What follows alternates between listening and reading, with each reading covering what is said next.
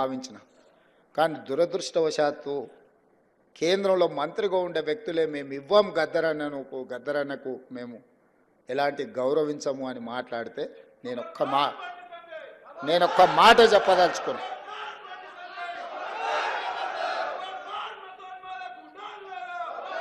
మాట చెప్పదలుచుకున్నా. మళ్ళొక్కసారి మీరు మీ పార్టీ గద్దరన్నకు వ్యతిరేకంగా గద్దరన్న గౌరవాన్ని కించపరిచేటట్టు మాట్లాడితే మీ పార్టీ ఆఫీసు ఉన్న ప్రాంతానికి గద్దరన్న పేరు పెడతా. నీ పార్టీ కార్యాలయం అడ్రస్ రాసుకోవాలంటే గద్దరన్న గల్లీ అని రాసుకునేటట్టు చేస్తా బిడ్డ మిమ్మల్ని.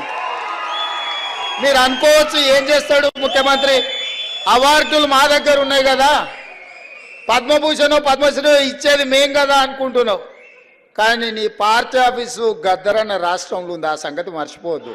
నీ పార్టీ ఆఫీసు ఉన్న ప్రాంతానికి ఆ కాలనీకే గద్దరన్న పేరు పెడితే అప్పుడెవరు పేరు రాసుకుంటావు?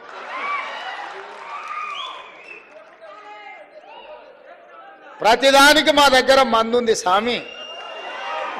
ఇంతకు ముందు ఆయన కూడా గిట్లనే నీలిగిండు, గద్దరన్నని గేటు బయట కూసబెట్టిండు. ఏమైంది? గేటు బయట కూసబెట్టిన ఆయన లోపల ఉన్నాయన గద్దె మీద కూర్చున్నాయన గొప్ప అనుకున్నాడు. కానీ చూస్తుంటేనే ఆయన గద్దె కూలింది, గేట్లు బద్దలైనాయి. గద్దరన్న వారసులు లోపలుండ్రు. గద్దరన్నని గేటు బయట కూర్చోబెట్టినోడు ఇవాళ గేటు దగ్గర కూర్చొని ఎవరన్నా వస్తారా అని వాళ్ళకరిస్తాడు ఎదురు చూస్తున్నాడు చకోర పక్షిలాగా. గాయనకే గంతగతి పడితే నీకెంత పడుతుంది స్వామి? నువ్వు అర్థం చేసుకో.